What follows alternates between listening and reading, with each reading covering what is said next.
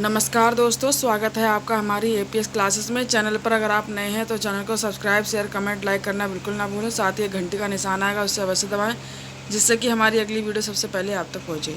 चलिए दोस्तों, आगे बढ़ते हैं। आज हम पढ़ेंगे विस्मय मियादी बोधक अव्यय। ठीक है दोस्तों, देखिए, हर्ष, शोक, विषय आदि भाव को प्रकट करने वाले अव्यय को विस्मय मियादी बोधक अव्यय कहते हैं। ठीक है, देखिए, हर्ष, शोक, विस्मय आदि भावों को जो प्रकट करने वाले अव्यय होते हैं उन्हें हम विस्मय मियादी बोधक अव्यय कहते हैं। ठीक है दोस्तों, जैसे कि उदाहरण, अरे, विस्मय मियादी बोधक का चिन्ह, ओहो, फिर चिन्ह, सावास, फिर चिन्ह, काश, फिर चिन्ह आदि इस तरह के शब्द आते हैं। सबसे इम्पोर्टेंट बात है कि आपका ये चिन्ह आएगा विस्मय मियादी बोधक का। ठीक है, और कुछ इस तरह के शब्द आएंगे तो वहाँ पर आपका क्या होगा, आपका विस्मय मियादी बोधक अव्यय होंगे। ठीक है, देखिए उदाहरण से समझ लेते हैं। जैसे, अरे क्या तुमने नहीं सुना।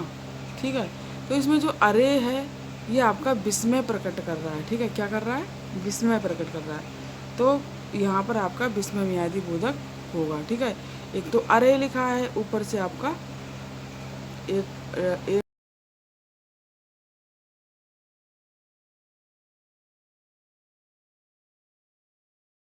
ठीक है, इस तरह से होगा तो वहाँ पर आपका क्या होगा, वहाँ आपका विस्मय मियादी बोधक चिन्ह, विस्मय मियादी बोधक अव्यय होंगे। ठीक है दोस्तों, तो जैसे अरे क्या तुमने नहीं सुना, तो यहाँ पर अरे जो शब्द है और अरे के बाद आपका क्या लगा है, आपका लगा है विस्मय मियादी चिन्ह, और यहाँ पर विस्मय प्रकट हो रहा है तो यहाँ पर आपका विस्मय मियादी अव्यय होंगे। ठीक है, चलिए आगे पढ़ते हैं।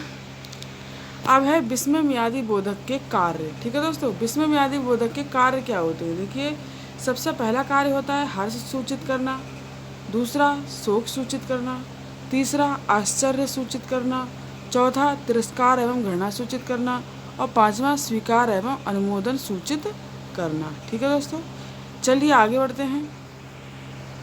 अब है विस्मय मियादी बोधक अव्यय के भेद। ठीक है, विस्मय मियादी अव्यय के भेद जो हैं वो भी निम्नलिखित प्रकार के हैं। ठीक है, पहला है हर्ष बोधक, ठीक है, दूसरा है विषाद बोधक, तीसरा है आश्चर्य बोधक, और फिर अनुमोदन बोधक, तिरस्कार बोधक, स्वीकार बोधक और संबोधन बोधक। ठीक है दोस्तों, सबसे पहले हम हर्ष बोधक के बारे में पढ़ते हैं। आइए देख लेते हैं। हर्ष बोधक, जहाँ हर्ष का बोध हो वहाँ हर्ष बोधक होता है। ठीक है, जहाँ पे हर्ष का बोध होगा वहाँ आपका हर्ष बोधक शब्द होंगे। जैसे इसमें इस तरह के शब्द आते हैं, आहा, वाह वाह, बहुत खूब, शाबाश, इस तरह के शब्द आते हैं। तो जैसे आहा, कितना सुंदर है बगीचा। ठीक है, तो ये आपका आहा जो शब्द है ये आपका हर्ष प्रकट कर रहा है, तो यहाँ पर क्या है, यहाँ पे आपका हर्ष बोधक है। ठीक है दोस्तों, आगे बढ़ते हैं। अब है विषाद बोधक। ठीक है, विषाद का मतलब क्या होता है, शोक। ठीक है, तो विषाद जहाँ पे भी जिन अव्यय शब्दों में शोक का बोध होगा वहाँ आपका विषाद बोधक शब्द होंगे। उसमें जैसे हाय, ओह, आह आदि इस तरह के शब्द आएंगे। ठीक है, तो जैसे उदाहरण से समझ लेते हैं, हाय अब मेरा क्या होगा।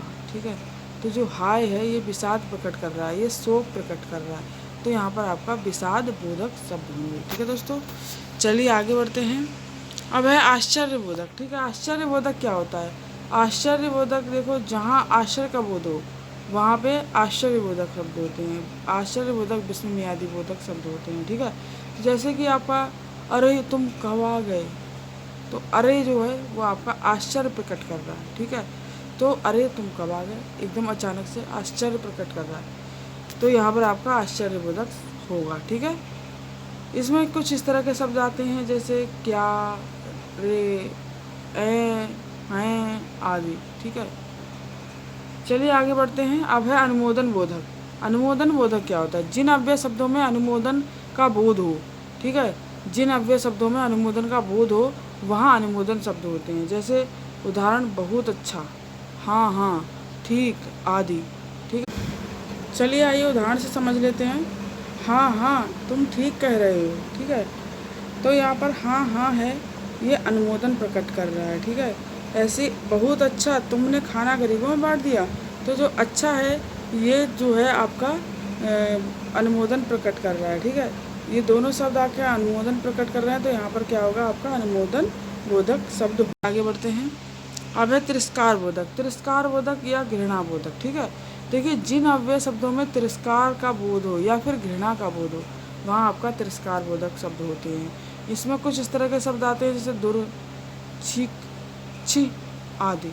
ठीक है, तो जैसे एक उदाहरण है, छी तुम कितने गंदे हो, तो जो छी है ये घृणा प्रकट कर रहा है, तो यहाँ पर क्या है, यहाँ तिरस्कार बोधक शब्द हैं। ऐसे स्वीकार बोधक। स्वीकार बोधक क्या होता है, जिन अव्यय शब्दों में स्वीकार का बोध हो, ठीक है, वह आपका स्वीकार बोधक होता है। जैसे इसमें कुछ इस तरह के शब्द आते हैं जैसे जी, जी हाँ, हाँ आदि। ठीक है, तो देखिए हम एक उदाहरण से समझ लेते हैं। मैंने अपना पाठ याद कर लिया। ठीक है, तो जी मैंने अपना पाठ याद कर लिया। तो देखिए खाली मैंने अपना पाठ याद कर लिया एक सिंपल सा वाक्य है, और जी मैंने अपना पाठ याद कर लिया, तो यहाँ पर आपका विस्मयादि बोधक शब्द लग गया। ठीक है, तो यहाँ पर क्या होगा, यहाँ पर आपका होगा स्वीकार बोधक। ठीक है दोस्तों, चलिए अब है संबोधन बोधक। ठीक है, संबोधन बोधक क्या होता है, जिन अव्यय शब्दों में संबोधन का बोध हो, ठीक है, संबोधन का बोध हो, वहाँ पे आपका संबोधन बोध शब्द होते हैं जैसे अरे, रे, अजी, हे आदि।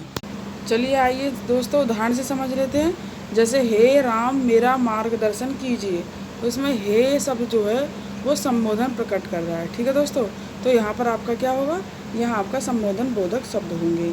तो दोस्तों आज का टॉपिक यहीं समाप्त होता है। कल मिलेंगे अगले टॉपिक निपात के साथ। तब तक के लिए